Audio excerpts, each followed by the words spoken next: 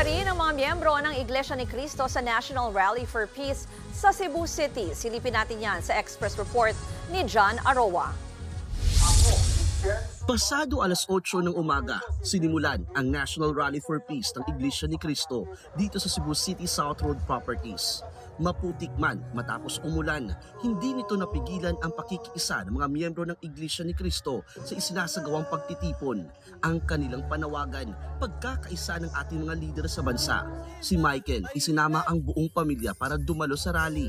Alas 4 pa lang ng madaling araw, narito na sila sa SRP grounds para makapwesto ng maayos sa harap ng stage. Sana yung mga leader natin magkaisa sila sa bayan natin. Maraming mga mahihirap.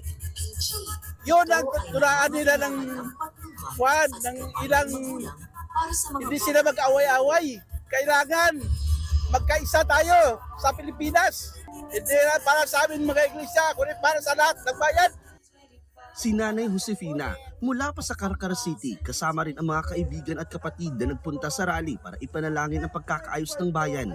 Sana po mayroong kapayapaan ang ating bansa po. Parang malinaw tayo na magpupad ang tungkulin. Nagkalat ang mga placards sa venue kung saan nakasulat ang kanilang mga mensaheng gustong iparating sa ating mga lider sa bansa. Nakaposisyon naman ang mga pulis sa lugar para matiyak ang seguridad ng mga dumalo. Naka-standby rin ang medic sa venue. Bawal ang pangangampanya ng mga politiko dito sa pagtitipon.